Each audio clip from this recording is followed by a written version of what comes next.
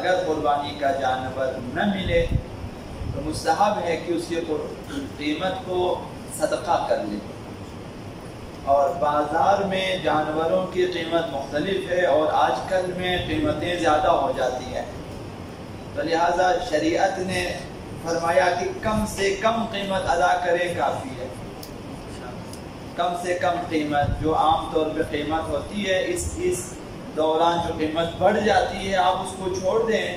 وہ جو عام اس کی قیمت ہے، پہلے اگر 40,000 ہے، ابھی 50,000 مثلا اس کی قیمت ہو جاتی ہے، تو آپ 40,000 صدقہ کر لیں اگر جانور نہیں ملتے یا زیادہ مہنگائی کی وجہ سے نہیں خرید سکتے.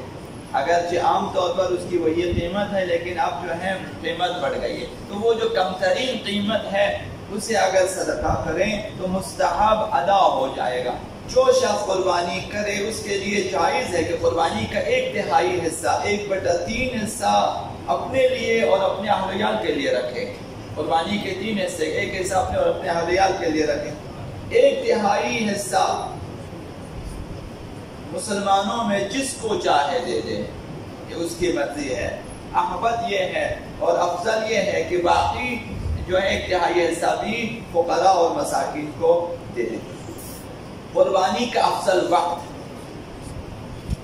یوم النحر، قربانی کا دن یوم النحر 10ویں ذی الحجہ کے دن طلوع آفتاب، جب سورج نکلے طلوع آفتاب کے بعد سے لے کر عید کی نماز ادا کرنے تک ہے. عید قربان کے دن طلوع آفتاب سے لے کر عید کی نماز ادا کر لینے تک ہے، اور آخری وقت مینا میں 4 دنوں تک ہے اور غیر مینا میں 3 دنوں تک ہے. جو لوگ حج پہ چلے گئے ہیں ان کے لیے 4 دنوں تک ہے. قربانی کریں 10ویں دن، 11ویں دن، 12ویں، 13ویں دن وہ قربانی کر سکتے ہیں. غیر مینا میں 3 دنوں تک ہے، 10ویں کے دن، 11ویں اور 12ویں دن قربانی کر سکتے. ضروری نہیں ہے کہ 10ویں دن آپ عید قربان کے دن ہی قربانی، آپ اگلے دن شاید قیمتیں بھی کم ہو جائے، شاید قصائی کا کرایہ بھی کم ہو جائے. کیونکہ قصاب ان دنوں میں ماشاءاللہ بہت زیادہ پیسے لے لیتے ہیں. تو یہ اول وقت روز قربانی طلوع آفتاب، اور آخر وقت 3 دنوں تک مسلسل 10ویں، 11ویں، 12ویں دنوں تک.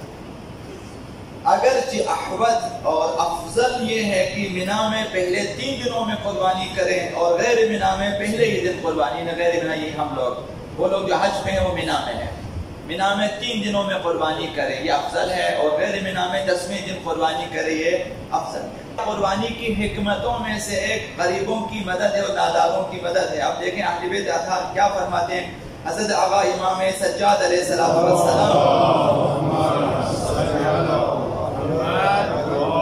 انہوں نے اپنے فرزند گرامی 5ویں امام سے فرمایا کہ 1/3 گوشت اپنے ہمسایوں پر اور 1/3 مسکینوں پر جو ہے صدقہ فرمائے، اور 1/3 گوشت اپنے اور اپنے اہل ویال کے لیے رکھیں. یہ ان کا طریقہ تھا. چوتھے امام نے فرمایا اپنے جو ہے بیٹے سے کہ 1/3 حصہ اپنے لیے، 1/3 ہمسایوں کے لیے، 1/3 حصہ فقراء کے لیے صدقہ کر لے. اور دوسرا جو قربانی میں حکمت ہے وہ بخشش ہے گناہوں کی. اور ہم لوگ گناہ گار ہیں، ہم سے خواستہ یا ناخواستہ گناہ سرزد ہو جاتے ہیں، تو قربانی کی وجہ سے ہمارے گناہ معاف ہو جاتے ہیں. اب امام صادق علیہ السلام نے ارشاد فرمایا جب قربانی کے حیوان کے خون کا پہلا قطرہ زمین پہ ٹپکتا ہے، جب آپ نے قربانی کی پہلا قطرہ خون کا زمین پہ ٹپکا، خداوند قربانی کرنے والے کی تمام گناہوں کو بخش دیتا ہے. یہ گناہوں کی بخشش کے لیے مہم ہے. ہم شبہ قدر میں اس قدر گریہ وزاری اور استغفار اور قربانی کریں.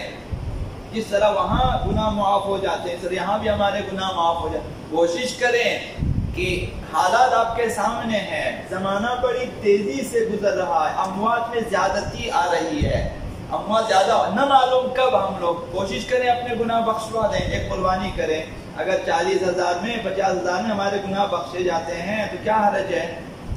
ایک گوسفند چلیں قربانی کریں، 20,000، 30,000، 40,000 مثلا، تو انشاءاللہ گناہ بخشے. آقا امیر المؤمنین علی بن ابی طالب علیہ السلام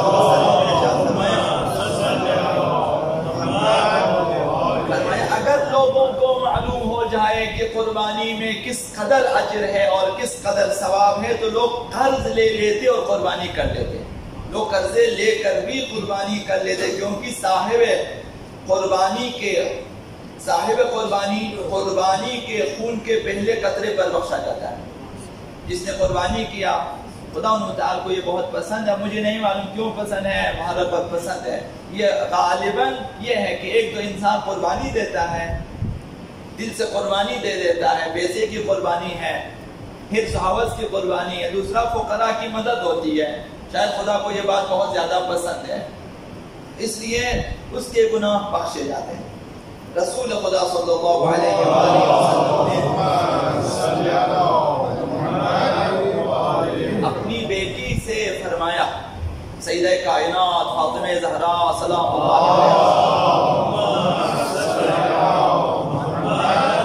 علیہ، اپنی قربانی کے جانور کو قربانی ہوتے وقت دیکھا کرو. دیکھو کہ میرا جانور قربان ہو رہا ہے، اس کے دیکھو.